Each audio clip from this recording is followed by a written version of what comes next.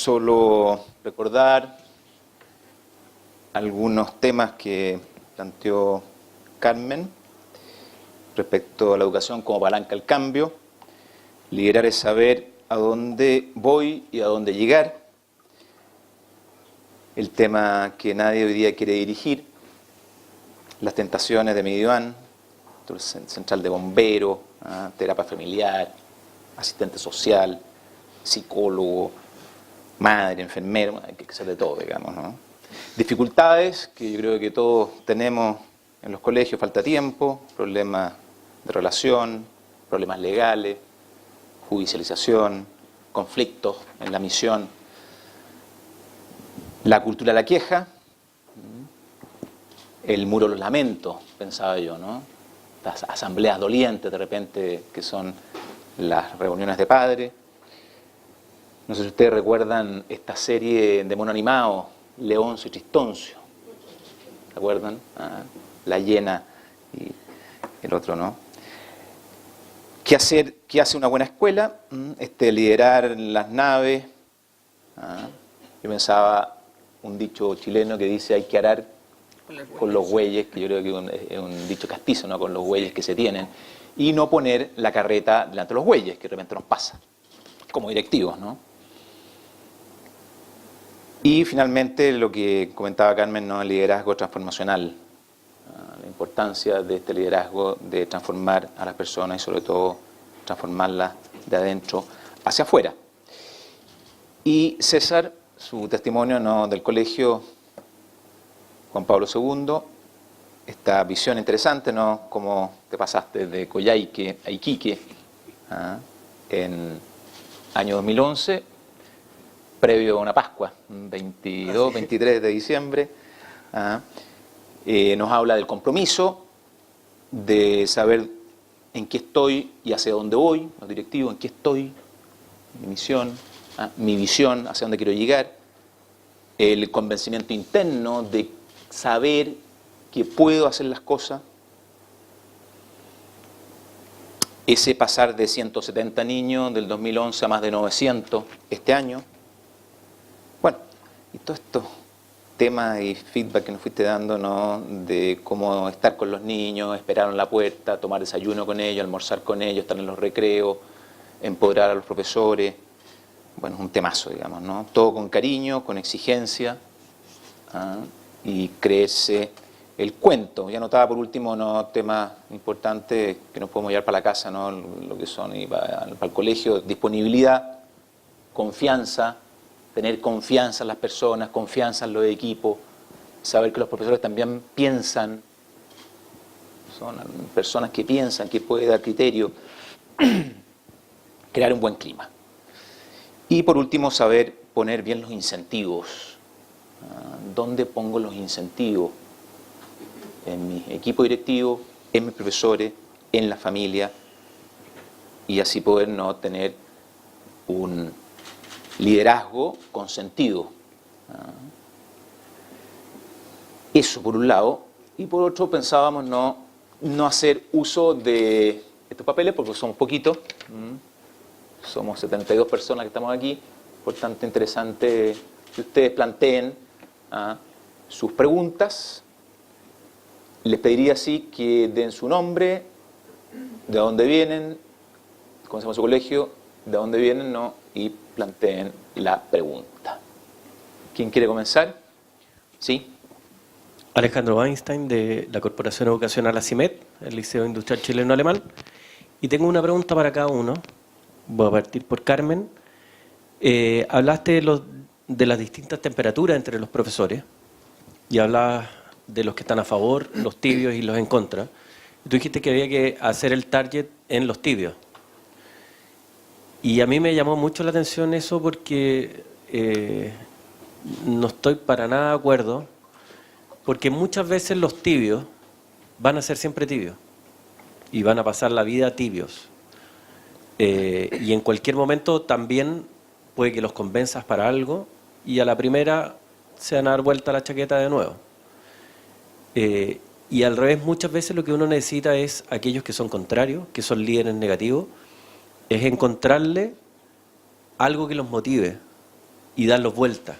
Y ahí uno gana, ese que era un líder negativo, te ganas a un líder positivo. Entonces, hay una polaridad aquí que me gustaría que si lo pudieras ver. Y a César tenía la pregunta de, no mencionaste nada, quizás muy a la pasada, el tema de técnico profesional. Y ¿cómo influye el factor técnico profesional dentro del liceo, dentro de todo lo que ha pasado? Gracias.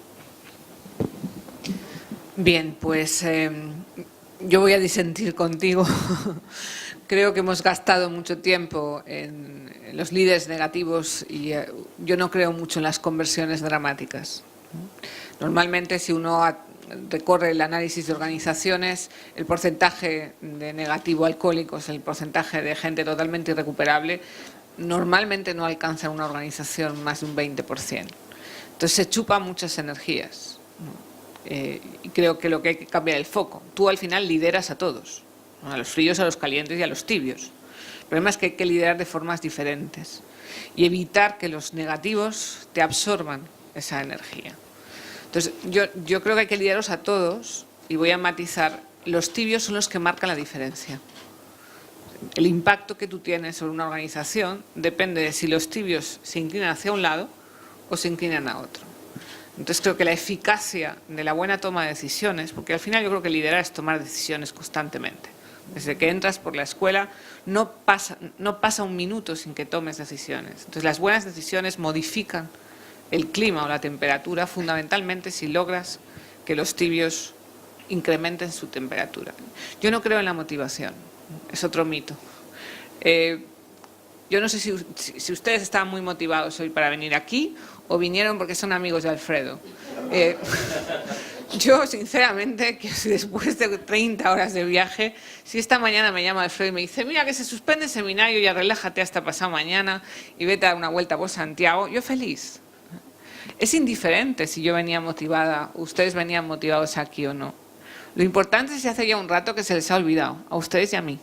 Y lo que ocurre en esta habitación, los relatos que han escuchado de César y mío, hacen que desconecten del resto y la intensidad de la actividad tiene sentido en sí misma.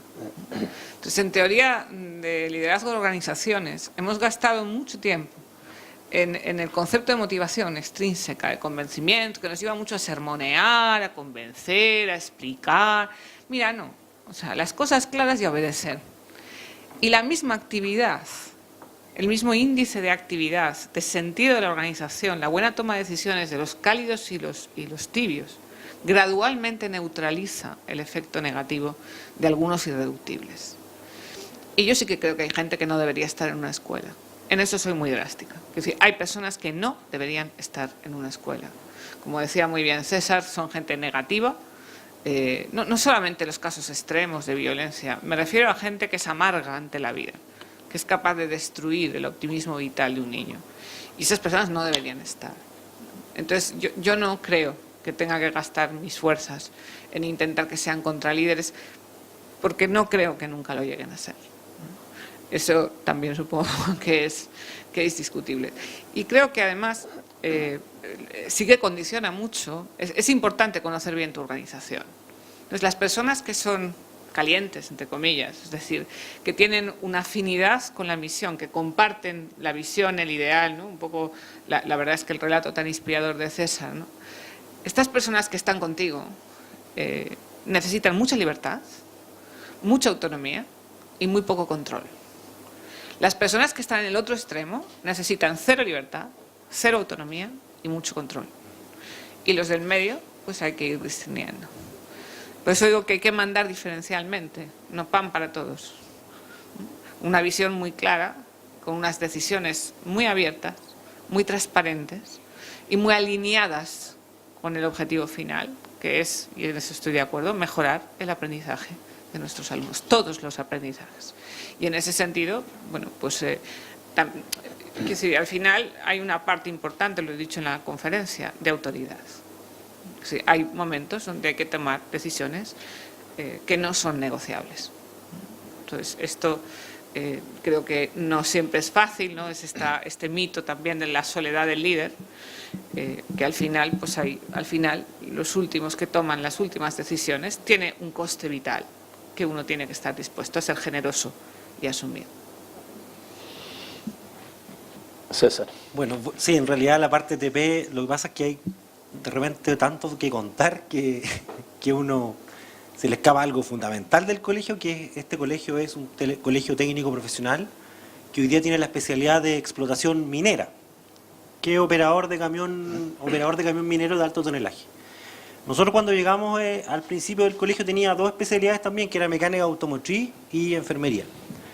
Y la verdad es que las condiciones en las que aprendían mecánica automotriz y enfermería eran paupérrimas, o sea, no tenía un taller que era muy precario, y partimos nosotros haciendo un vínculo con INACAP. Por eso tomamos decisiones muy radicales con esos niños. Y fuimos a hablar con el vicerrector de INACAP en Iquique y le pedimos que nos preste su taller de mecánica automotriz. Y afortunadamente dijo que sí. Entonces todos los días ellos bajaban en bus a las 1 de la tarde a hacer toda la parte práctica a los talleres de INACAP y volvían hasta que cerramos la carrera, porque la idea era cerrarla, pero como nosotros tomamos algo que ya estaba, teníamos que terminar con esos niños que estaban en tercero medio. Y luego empezamos a ver todo el tema de la especialidad que realmente estaba acorde al sector económico y la necesidad que tuviera la gran minería del cobre.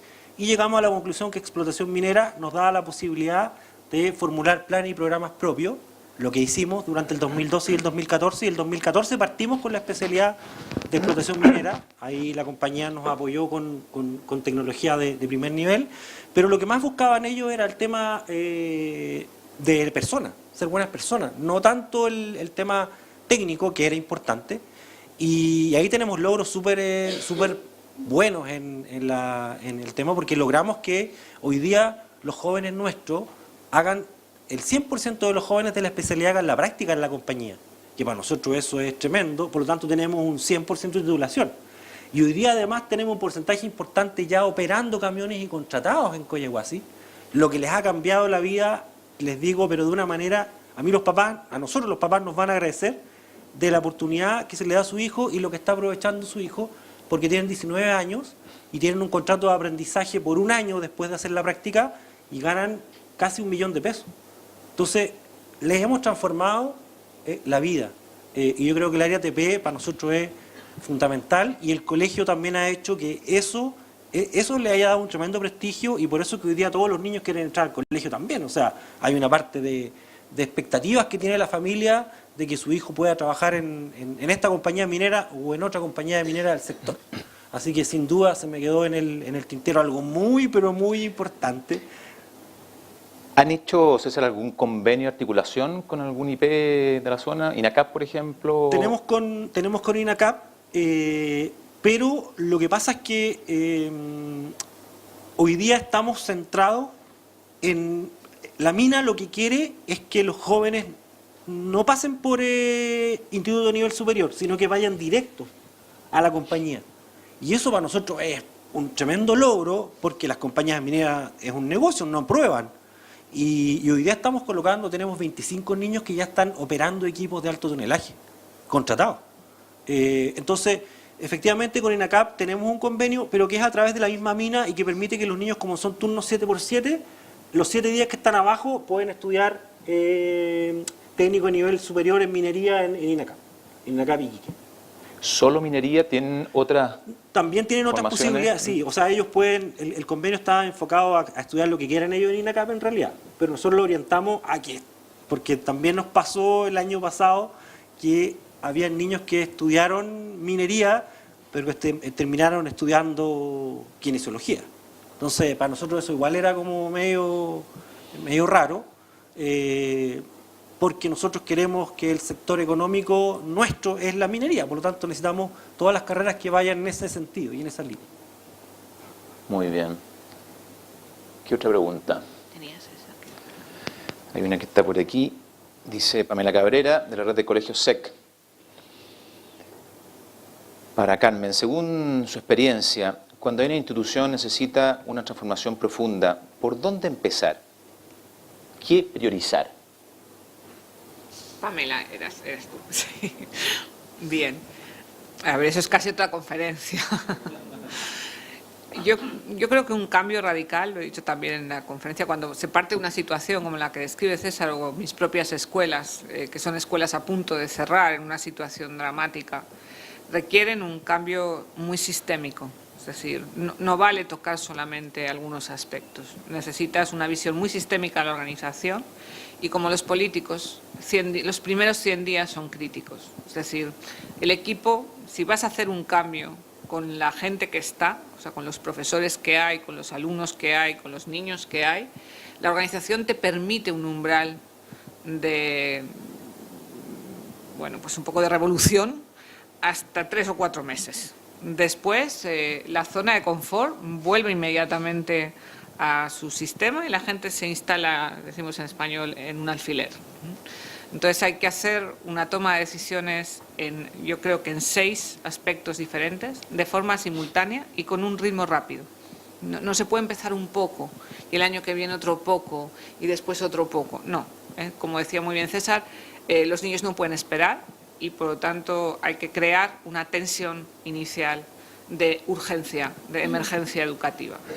Y tomar decisiones, nosotros las tenemos muy protocolizadas, decisiones en torno al currículum, estoy totalmente de acuerdo, la relevancia de lo que los alumnos tienen que aprender, qué es relevante que aprendan, hay que hacer un tratamiento también vertical, una visión interdisciplinar de las materias, hay que tener un conocimiento bastante importante de cómo se puede reestructurar todas las disciplinas en el centro. Nosotros hacemos una apuesta muy importante por la interdisciplinariedad o por la globalización, depende del nivel educativo, y sobre todo por la aplicabilidad y la transferencia del conocimiento.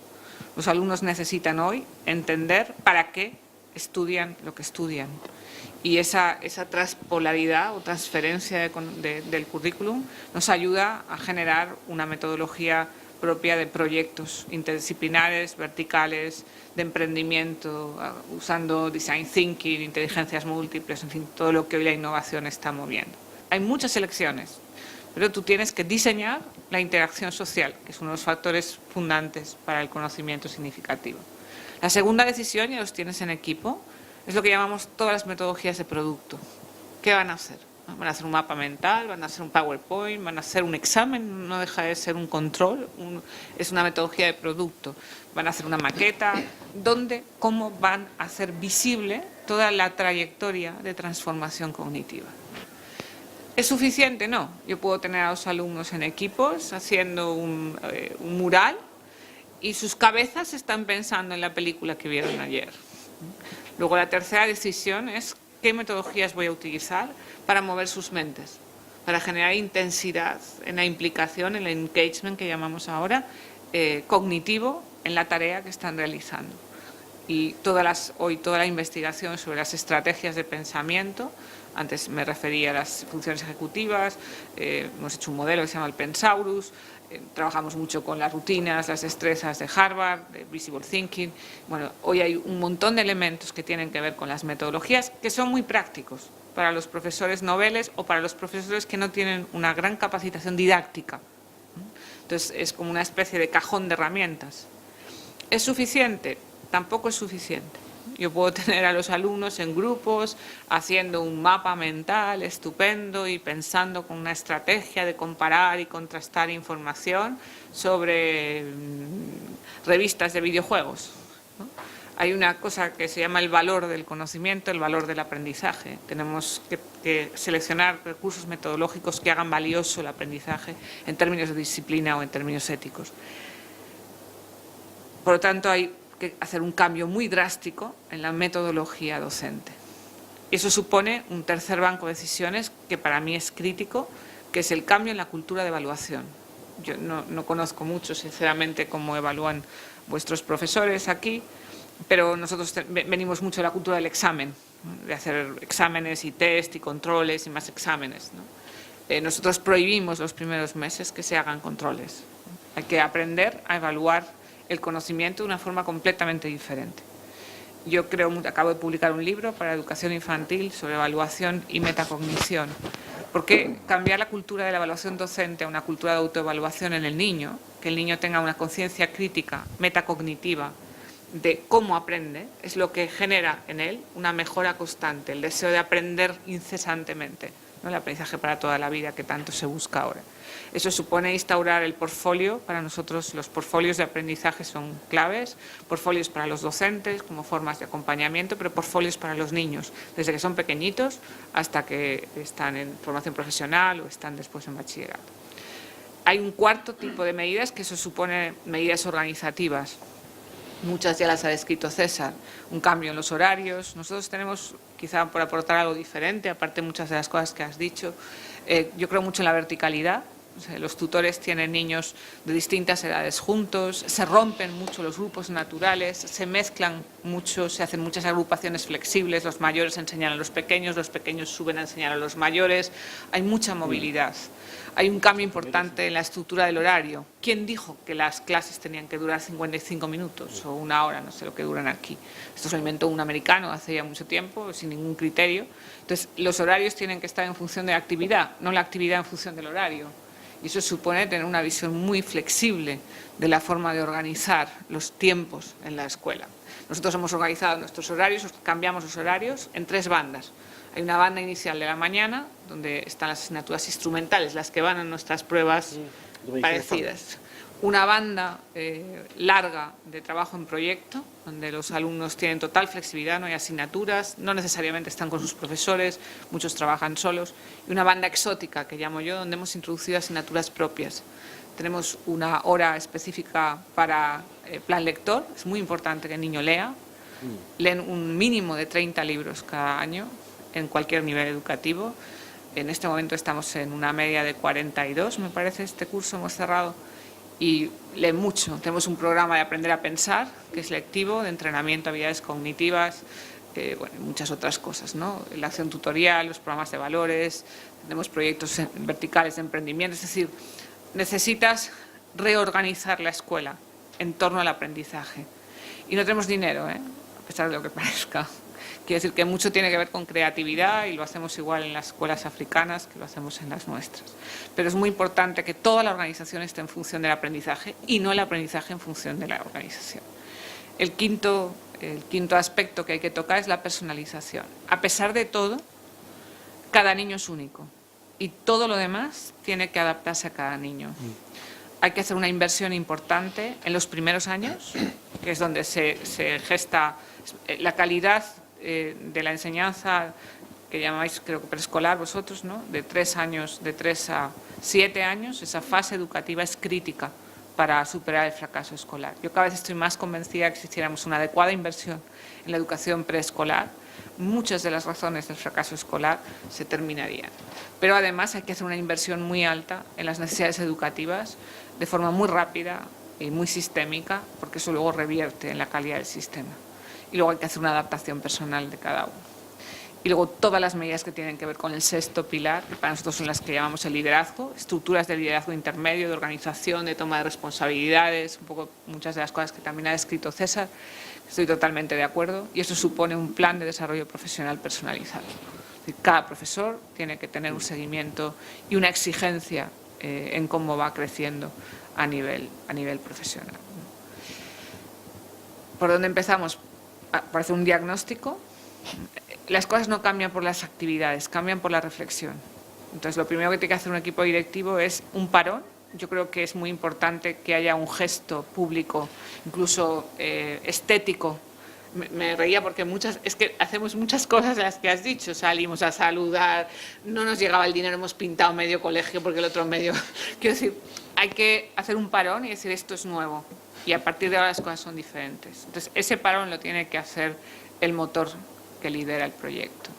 Y con mucha firmeza y autoridad y, por supuesto, arremangarse y estar los primeros en la batalla. O sea, no vaya que tú te quedes detrás. Los gestores, los dueños, los políticos no van a hacer esas transformaciones porque tienes que estar. Y eso es importante, ¿no? Y esos 3 primeros meses son críticos. ¿Cuándo empiezan a cambiar las cosas? Cuando los profesores ven que sus alumnos logran cosas inesperadas, ese momento se produce una inflexión, ¿no? Yo siempre digo, cuando llego a un colegio y los profesores ya no me quieren enseñar lo que han hecho ellos, sino que me arrastran a clase para que vea lo que sus alumnos han hecho, en ese momento ese cole ya ha cambiado. Entonces, ese momento de inflexión nosotros lo logramos a través de lo que llamamos las celebraciones del aprendizaje. Cada 5 semanas abrimos el cole un día entero, vienen las familias, invitamos a la gente de fuera, invitamos periodistas, invitamos cada 5 semanas. Y entonces se presentan los portfolios, los proyectos, se hace un día, bueno, se hacen muchas actividades. Y eso va construyendo, vamos dándole la vuelta a esas expectativas en positivo. Yo estoy totalmente de acuerdo con el análisis de César, ¿no? Hay que abrir hacia afuera y hay que celebrar el éxito. Porque al final, en educación, y también estoy de acuerdo con César, los cambios vienen a partir de lo que se hace bien. O sea, hay que encontrar lo que cada uno hace bien y hacer eso extensible. Y esa es otra de las... Y así, no sé, es que la pregunta es muy amplia, pero espero haberos ayudado. O sea, Pamela, hay bastante trabajo por hacer, ¿no? Desde los 6 pilares, seleccionar el manejo, visualizar los aprendizajes, tendenciarlos, lograr un cambio interno y externo a través de la metacognición, las medidas organizativas, personalizar los aprendizajes. Es interesante lo último que comentas, Carmen, que es el celebrar. De repente uno ve solamente las cosas menos buenas, digamos, ¿no? Entonces, cuando tenemos un pequeño éxito, bueno, cacarearlo por allá. Sí. Muy buenas tardes, María Angélica Ursúa, directora interina del Liceo José Victorino Lastarria. Tal vez el tema que yo voy a tocar escapa un poco de lo que ustedes han mencionado, pero tiene que ver también con el liderazgo de un director y que los directores de la enseñanza pública últimamente se han visto enfrentados, y que es a los paros estudiantiles. Es un tema porque requiere de muchas acciones de un director de colegio, y más que nada yo quisiera preguntar por cómo enfrentar de mejor manera. ¿Qué experiencia hay al respecto? Porque esto se ha llevado por un par de años acá en Chile y fuera de Chile también. En otros países, ¿cierto?, ha habido problemas para poder encauzar a los chicos a mantenerse en clase. Y el problema ha sido tan grave como estar meses sin clases. Yo lo veo en los directores de mi comuna, de alguna forma siempre lo comentamos, y de otras comunas también. Quisiera saber si hay alguna experiencia de éxito respecto de cómo aminorar estos plazos, cómo aplacar sin causar un daño en el derecho que tenemos todos de expresarnos, ¿cierto? También como una forma de enseñar a nuestros alumnos. Pero encauzar de buena forma este tipo de acciones que tienen los jóvenes de hoy para enfrentar este tipo de temas que van en forma paralela a la educación. Yo quisiera escuchar alguna sugerencia o alguna experiencia positiva respecto de este tema. Gracias. Bueno, yo cuando nosotros llegamos el 2012, el 2011 hubo un gran paro, una época de paro en los colegios en Chile, y este colegio al que nosotros llegamos lo habían tomado, lo tomaron los estudiantes el 2011, y bueno, entró otra gente y dejó el colegio así como ha mostrado hoy día. La fundación creo que le había regalado una sala de computación nueva, la destruyeron, estaba la crema. Entonces, claro, uno de los problemas a los que nos enfrentamos cuando llegamos, dijimos, chuta, también podemos tener el tema de los paros. Pero, no quiero que se malentienda lo que voy a decir, pero en el fondo ellos tenían razón también porque se estaban tomando el colegio. Si no tenían, yo les conté que estaba enrejado, no tenía profesores que hicieran clases de verdad, los baños eran horribles. O sea, habían hartas deficiencias que a lo mejor la única forma de expresarse en su momento fue a través, que no estoy de acuerdo, pero fue esa. Entonces, para nosotros ese tema del paro siempre estuvo presente. Y una de las acciones que tomamos fue este tema de cambiar todo y acercarnos más a los jóvenes y escucharlos, saber qué es y lo único que querían ellos era tener espacio digno. si en el fondo después se meten otro tipo de gente y causan destrozos y otras cosas. Pero en su inicio el sentido no es malo. El sentido de decir, ¿sabe qué? Mire, mi colegio no tiene baños dignos, está enrejado, no tiene ventana, no llegan los profesores, están con licencia. Bueno, ¿de qué manera yo, aparte del diálogo, puedo oponerme? Y una fue el paro del 2011. Pero como digo, nosotros teníamos eso presente y afortunadamente yo creo que nos dio resultado también porque nunca hemos tenido tampoco de ahí en adelante un atisbo de un paro o una movilización estudiantil. Entonces yo creo que esto también va de la mano con las acciones que hemos contado. Yo también digo, esto no es una receta, porque cada comunidad educativa es particular. Entonces uno yo creo que tiene que ver bien cómo es su comunidad y luego empezar a ejecutar acciones. A lo mejor hay algunas que pueden ser comunes y transversales a todos, pero nadie tiene una receta para decir cómo hacerlo. A mí se me escapa evidentemente la situación en Chile, entonces no sé analizar los matices. Entonces lo que voy a contestar, tómese con una experiencia totalmente descontextualizada.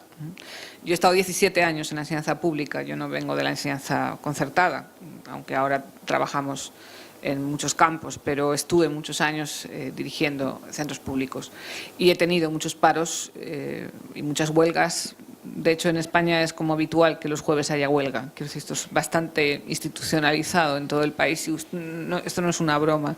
Es decir, el número de horas que se pierden escolares en un país que en este momento tiene unas tasas de abandono que son las más altas de Europa. En fin, es como para que se preocupe la gente, ¿no? Entonces, claro, hay una diferencia. Cuando es un fenómeno nacional, muchas veces azuzado por ideologías, partidos políticos, normalmente los alumnos no saben por qué hacen huelga, con lo cual no saben por qué paran, lo cual es un serio problema. Entonces, ¿cuál ha sido siempre mi opción? Es parar la normalidad. Que si ante una huelga estudiantil, ante una manifestación, hay un sincero deseo de que las cosas cambien. Yo siempre presupongo buena intención.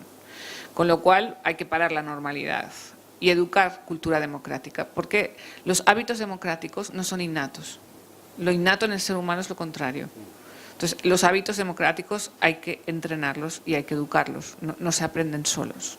Entonces, yo creo que se puede aprovechar la oportunidad para parar, modificar el currículum. Nosotros hemos dado, yo dirigí un centro de más de 2.000 alumnos y hemos dado las clases fuera, en los jardines, en los patios, en la playa, para marcar diferencia de que realmente estamos escuchando y hacemos las cosas de otra manera. Pero, ¿qué vamos a aprender? Vamos a aprender valores como la representatividad. Es decir, la cultura democrática supone que hay una elección de delegados, de representantes, de portavoces, que están obligados a escuchar a sus compañeros, a ser justos y equilibrados en cómo transmiten las opiniones de todos sobre temas que normalmente implican conflicto. Tienen que aprender a respetar el derecho de las minorías, de los que sí quieren clase, de los que van, de los que no van. Tiene que haber diálogo entre las distintas posturas. Trabajamos mucho lo que llamamos los círculos de puntos de vista, de modo que todos se entiendan y todos se escuchen. Tiene que haber un compromiso activo por medidas proactivas de cambio, es decir, no solamente que exigen ellos del sistema, sino que están dispuestos ellos, como lo de Kennedy, ¿no? Que estoy dispuesto yo a dar por mi país, pues esto es un poco igual, ¿no? Que pueden ellos aportar para resolver los distintos problemas.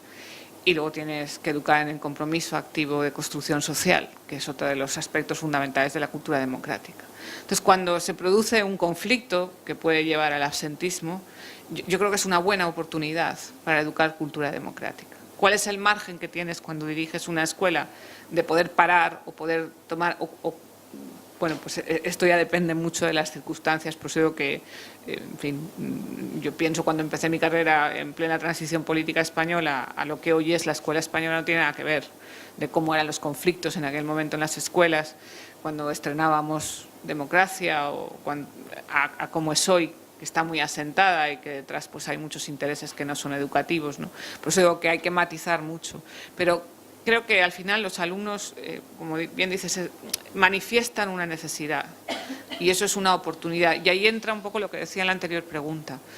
Cuando tú diriges una escuela, una de las mejores cosas que tiene liderar o que tiene mandar es poder decidir, es poder hacer, ¿no? Es poder proyectar, es poder cambiar las cosas, ¿no? Ese es el único placer que tiene dirigir.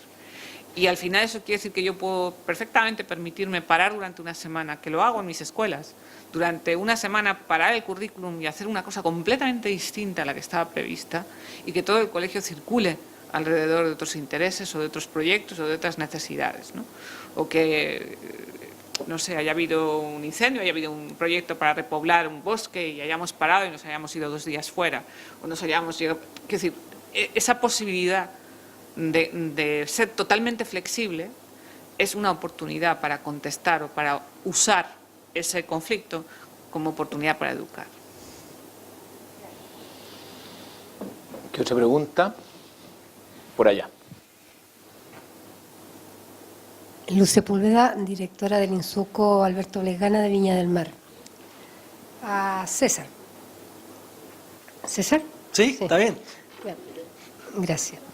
Cuando tú dices que a los profesores, a la mayoría de los profesores hacen ellos 34 horas aula, pero se les paga por 44, esa diferencia de horas que se les paga y no la están trabajando, digamos, tienen muchas actividades extracurriculares o de planificación o revisión de prueba, todo eso, ¿la hacen en el colegio o la hacen en su casa? ¿Son de libre disposición o son de estas que obligatoriamente tienen que hacerla por horario en el colegio? Son del colegio. Esa es mi consulta. Sí. La hacen en el colegio. Sí. Los profesores trabajan el día lunes de 8 a 6 porque tenemos consejo. Okay. Martes, miércoles y jueves de 8 a 5 y el viernes a las 2:30 de la tarde se van. Y ahí están las 44 horas cronológicas. Y ellos hacen 34 horas aula. Yo voy a aprovechar de decir eso porque este proyecto del que nosotros somos parte, partió con muy pocos alumnos y obviamente que necesitaba un financiamiento. Y ahí estaba efectivamente el apoyo de la compañía minera para poder subsidiar este delta que se generaba porque no tenía estudiantes. Pero el proyecto estaba establecido para que el año 4, el cuarto año, nosotros generáramos ingresos para que pudiéramos pagar el gasto operativo del colegio. Y hoy día el colegio, si quisiera funcionar solo, lo podría hacer. Digamos, no lo queremos hacer, no lo vamos a hacer tampoco. Lo están grabando. No, ya hay 2 razones. Al principio de su conversación decía que habían 2 razones para que se produzca el cambio. Una es como estoy desesperada, la desesperación. Y la otra no me quedó clara. Sí. La otra es la visión.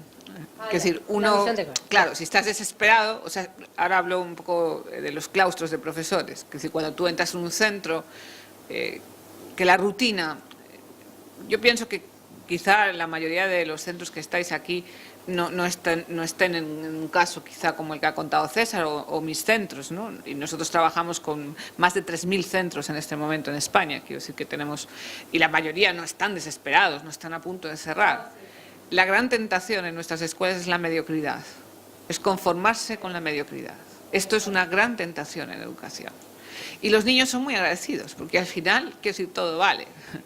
Y nadie sabe, ¿no? Entonces, esa tentación de la mediocridad hace que sea más difícil cambiar, porque la gente está convencida y además se hace fuerte, ¿no? En eso de siempre lo hemos hecho así, ¿no?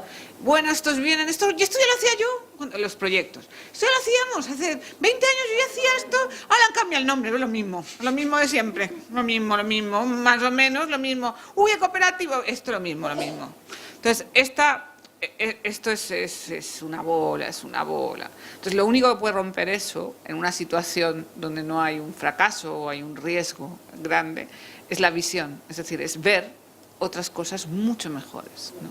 Es decir, entonces hay que ir de excursión, ¿no? Hoy las redes ayudan un poco y luego pues también hay que crear visión y eso hay que salir del... Yo siempre les digo, como aquí hay gente que manda, ¿no? Y que tiene un poco de dinero, que hay que hacer turismo pedagógico, ¿no? Hay que irse a ver algunas escuelas que sean buenas, ¿no? Pueden estar cerca. Si yo os pregunto ahora, ¿no? ¿Cuál es el mejor profesor de vuestra escuela? Durante un minuto. Es decir, el mejor que tenéis. Todo el mundo tiene uno en la cabeza. Luego quiere decir que todos los demás no son igual de buenos. Luego tenéis uno que es muy bueno. O sea, es un poco lo que yo decía antes, el cambio viene pensando en lo mejor siempre, en lo que sale bien, ¿no? Entonces, vamos a pensar como ese buen profesor, ¿no? Vamos a hacerle mentor, vamos a hacer que los profesores más flojos o más nobles puedan verle dar clase, puedan aprender de él, vamos a darle horas o tiempos para que pueda ayudar a otras personas. Es decir, vamos a hacer fuerte lo mejor, ¿no? Vamos a visitar alguna escuela que en una situación como la nuestra esté haciendo las cosas distintas, ¿no? Y luego hoy a nivel internacional hay experiencias espectaculares de gestión de cambio, ¿no? Que han logrado en sitios insospechados, con resistencias enormes, hacer cosas buenas, ¿no? Entonces, cuando uno ve que se puede hacer las cosas de otra manera, entonces se atreve, ¿no? Entonces, generar visión es el primer. Nosotros tenemos protocolizado todo el proceso de cambio en 3 fases. Entonces, la primera fase comienza generando visión. Y eso no quiere decir contar muchas historias, no, se trata de generar de forma muy rápida, en los primeros 3 meses, experiencias muy potentes de cambio en los niños. Yo sé, por ejemplo, que el trabajo cooperativo en una escuela tarda más de 6 meses en producir frutos. Es decir, no es fácil que un niño rinda más trabajando en cooperativo, lleva bastante tiempo. Pero sé perfectamente que utilizando rutinas de pensamiento de David Perkins puedo cambiar la disciplina o el control de aula y el nivel de atención de un grupo en menos de 6 semanas. Pues empiezo por esto. Es decir, voy a elegir aquellas cosas que sé que producen un efecto de impacto grande, de cambio en clase. Y eso es lo que hace que el profe empiece a generar un poco de confianza. Decir, bueno, pues esto funciona, pues oye, ahora ya no me chillan, no tengo... decir, es hacer muchas cosas pequeñas que generen impacto de éxito. Eso es la visión.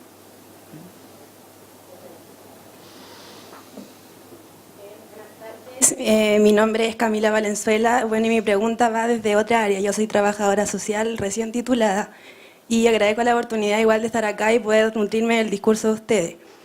Pero yo he tenido diferentes prácticas y he logrado decepcionarme en realidad de la profesión y del trabajo que se realiza con niños. Es por eso que quisiera preguntarle a ustedes cuál es la labor y los grandes logros que han logrado los trabajadores en el trabajo con ustedes, y a César especialmente, si hay un trabajador social en su colegio, cuál es el aporte que ha brindado para poder lograr los logros que han logrado en tan poco tiempo. Eso. Bueno, sí, tenemos... Bueno, lo primero era, obviamente, en este colegio íbamos a tener necesidades especiales para los chicos, y sí tenemos un asistente social con horario completo en el colegio, y nos apoya mucho porque ella nos hace todo. Nosotros no, yo me aprovecho de todo, en el sentido... Entonces ella nos hace todo el tema todo este tema de las becas con los chiquillos, y muchas veces también cuando vemos que hay alguna situación especial porque el niño llega distinto, también la mandamos a la casa de los niños para ir a ver in situ qué es lo que está pasando. No, ha sido un tremendo aporte y está feliz trabajando con nosotros. Tenemos un equipo interdisciplinario, tenemos diferencial, psicólogo, 3 psicólogos, asistente social, y este otro año seguramente vamos a tener que contratar otro asistente social más. Yo sí voy a añadir, porque soy una firme defensora de que haya un trabajador social en cada escuela, aunque en mi país no me hacen caso, pero yo he estado 5 años en Inglaterra, he estado en Oxford 5 años trabajando. Y allí en mi instituto, era un comprehensive en Oxford, teníamos 2 asistentes sociales de forma permanente, lo que aquí sería el trabajador social. Y son utilísimos. Nosotros uso mucho una frase, un proverbio africano que dice: para educar hace falta toda una tribu, ¿no? Entonces, sola la escuela no puede. Yo estoy de acuerdo y me ha encantado el final de César, ¿no? De que no podemos cambiar sus hogares, pero sí podemos cambiar su escuela, ¿no? Y lo digo muchas veces además porque pues, cuando trabajas con estos niños los quisieras adoptar a todos, te gustaría arreglarlo todo, te entra un enojo existencial y eso no lo puedes arreglar. Pero es verdad que la escuela sola tampoco puede, y que si lográramos que el lugar que ocuparais los trabajadores sociales en las escuelas, con una dotación, con recursos, con la complicidad entre docentes y trabajadores sociales, podríamos hacer mucho más. Porque al final el entorno, al final el niño, el carácter, se conforma en la familia. en la que uno tiene o en la que le gustaría tener. No siempre porque sea la familia ideal, pero a veces simplemente por el agujero afectivo que un niño trae, eso es lo que le hace ser quien es. Y eso es muy difícil que la escuela lo pueda cambiar. Sin embargo, el establecer redes, vínculos y complicidades, y esa es un poco, yo creo, la función del trabajador social, eso podría suponer un cambio muy, muy drástico en la vida de muchos niños. Muy bien. Y antes del cierre, la última pregunta. La pregunta. Mi nombre es Sergio Maureira, del Liceo Cardenal Caro de Buin. César, quería preguntarte, tú hablaste de las políticas de incentivo. Un poquito, ¿podrías explicarnos de qué manera está el tema exactamente enfocado? Si tienen alguna pauta de evaluación respecto al tema, Sí. ¿de dónde salen los recursos? ¿Ya? ¿A quién está dirigido? ¿Individual, colectivo? ¿Ya? Y a Carmen, si estamos nosotros en un proceso de carrera docente, ¿ya? Hay toda una propuesta desde el gobierno respecto a cómo se evalúan hoy día y se encasillan los docentes. Y yo escuchaba en la semana pasada al presidente del Colegio de Profesores, a Mario Aguilar, quejarse respecto al tema. Y una de las variables que él echaba de menos era justamente de qué manera los líderes ya participan del proceso de evaluación. ¿Ya? Así que me gustaría que eso. Carmen. Tú primero. ¿Sí? Bueno, yo decía, las damos primero. Bueno, el tema de incentivos, bien lo decía adelante, no solamente tiene que ver con la parte económica, sino que también tiene que ver con un desarrollo personal y profesional de las personas que trabajan en el colegio. Y como te decía, el primer beneficio, creo yo que es importante, tiene que ver con la cantidad de horas que trabaja el profesor, la cantidad de horas aula que tiene. El segundo, diría yo, que tiene que ver con jornadas de autocuidado que nosotros hacemos con ellos. A ver, voy a decir una jornada de autocuidado, pero que se entienda bien, porque nosotros los días viernes contratamos un staff de masajes. Y el viernes está todo el día disponible los masajes para todos los funcionarios del colegio. Sí, pero que se entienda bien, ¿no? Pero ponen 3 sillas y una camilla. Ese es un tema del bienestar laboral. También está el tema del desarrollo profesional, de que ellos postulan y de acuerdo a la antigüedad y el mérito en su pauta de evaluación, postulan a estos cursos y pasantías que yo nombré acá. Hay magíster, diplomados, pasantías y cursos.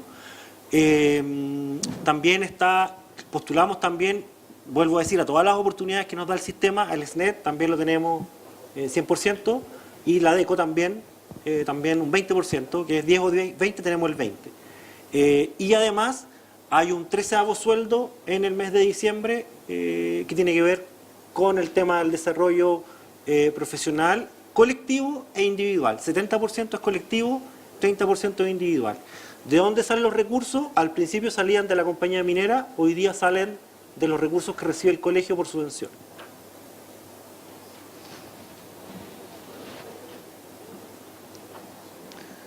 Bueno, la pregunta es muy compleja. Yo he publicado este año pasado el libro blanco de la profesión docente por encargo del ministro de Educación de mi país, junto con José Antonio Marina y Jesús Manso. Hicimos un esfuerzo enorme en hacer una propuesta nacional para la política de desarrollo de carrera docente. Está colgado en nuestra web y se puede descargar. Ahí hacemos 22 propuestas. Entonces voy a hacer una síntesis de algunos criterios que a mí me parecen importantes. Primero, que la carrera profesional docente debe diseñarse desde el momento en que un adolescente joven dice que quiere ser maestro hasta el momento en que se va a su jubilación. Es decir, es un proceso que comienza en los procesos de captación de los mejores alumnos para las facultades de educación. Quiero decir, hay que establecer un proceso riguroso de selección.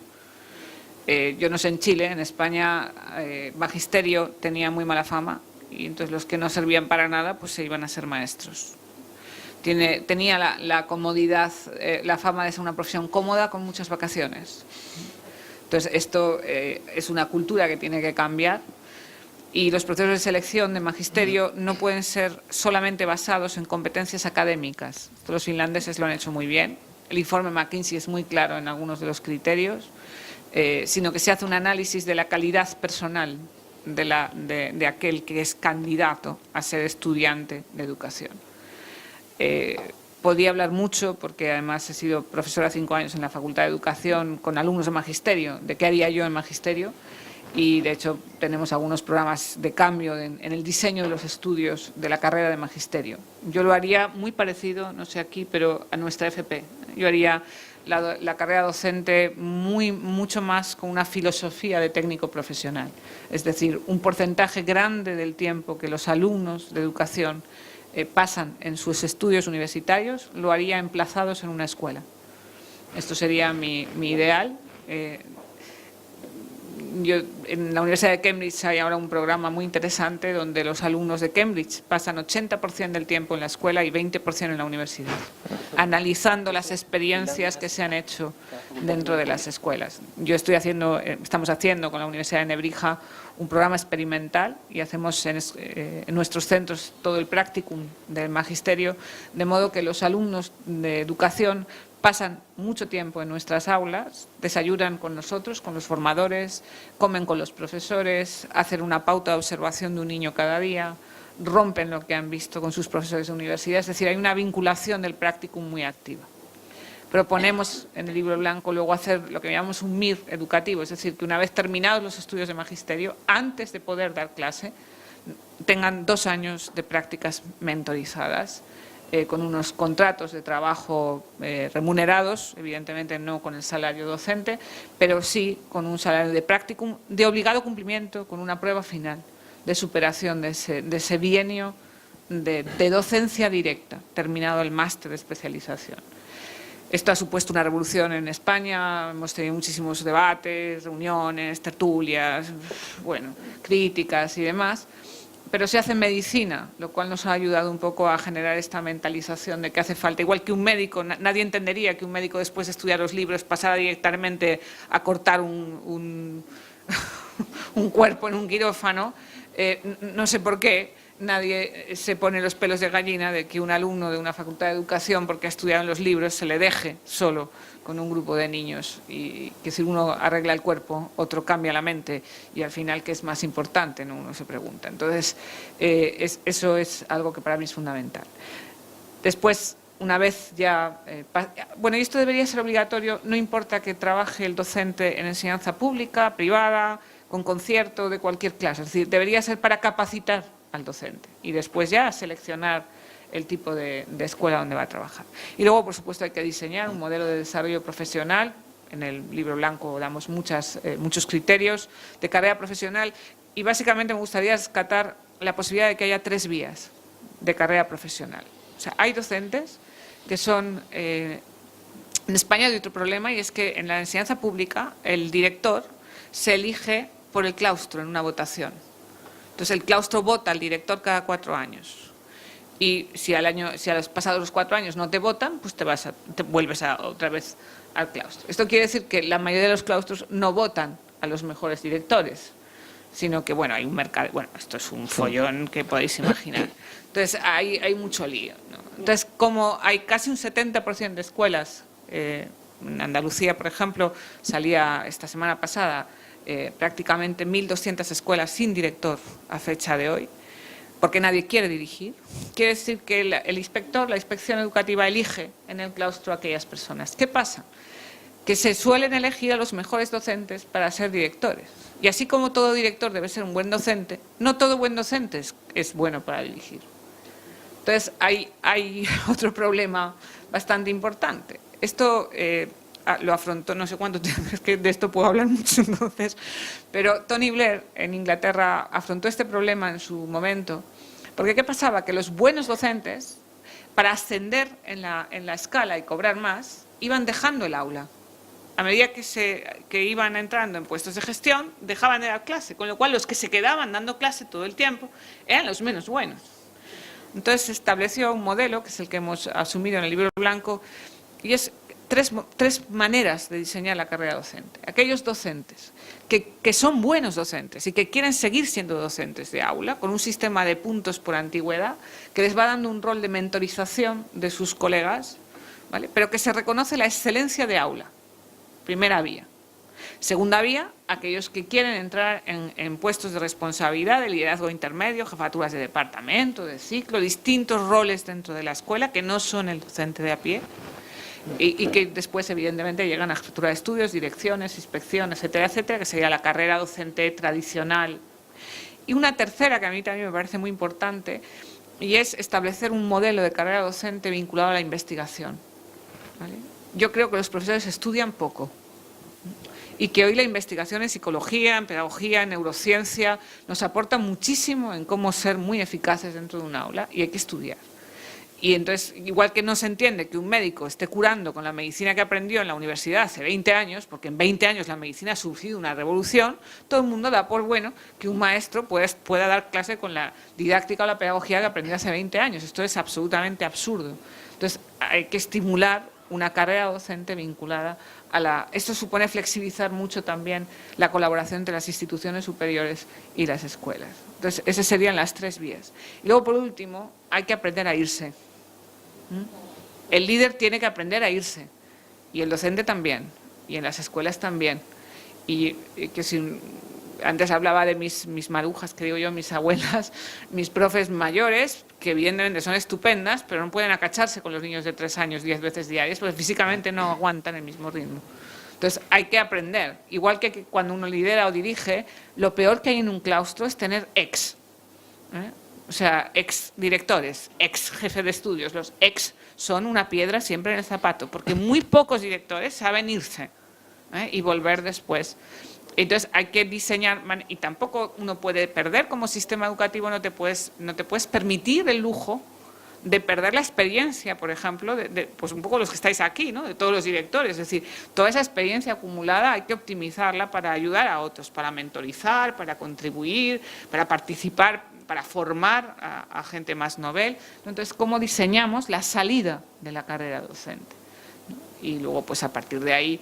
En el libro blanco hacemos un inciso muy breve porque, bueno, pues por distintas razones, sobre inspección educativa, cómo configurar una buena, es decir, cuál sería la función y el rol de la administración, la inspección dentro del diseño y el control y la evaluación de todo ese sistema.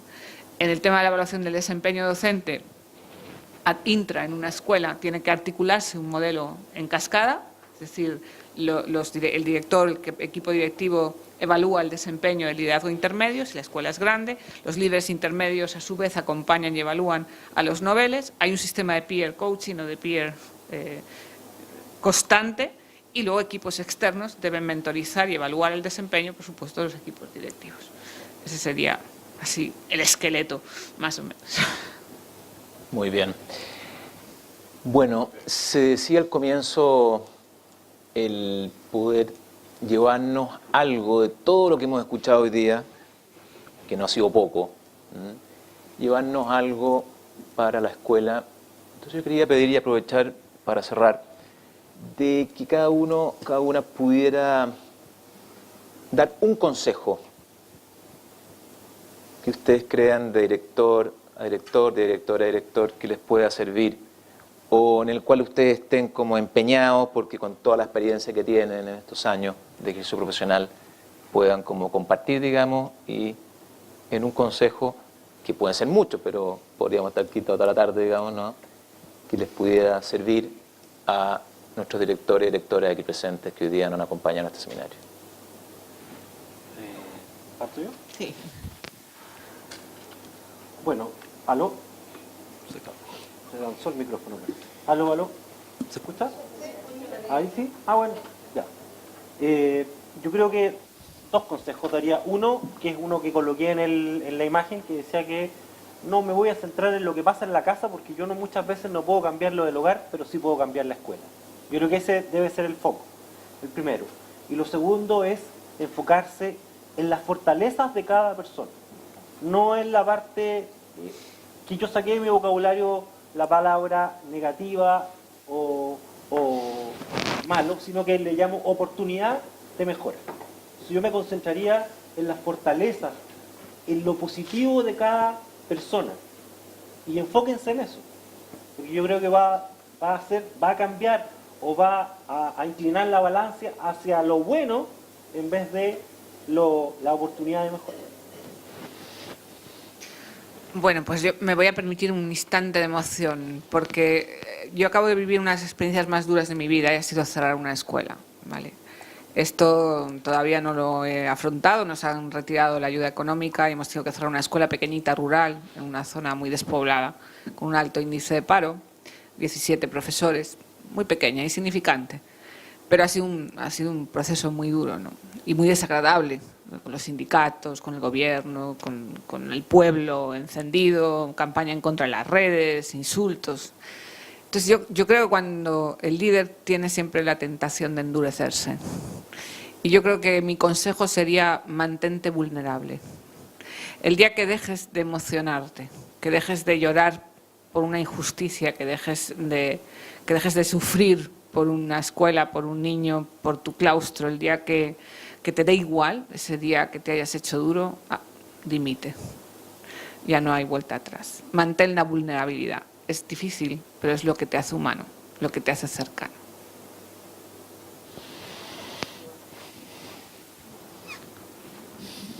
Bueno, después de estas reflexiones que nos dejaron a todos callados, queremos invitar a la Fran, que le va a entregar un presente a nuestros relatores, a nombre de Fundación Larraín Vial y Fundación Grupo Educar. Carmen, queremos hacerte entrega de este recuerdo. Muchas gracias.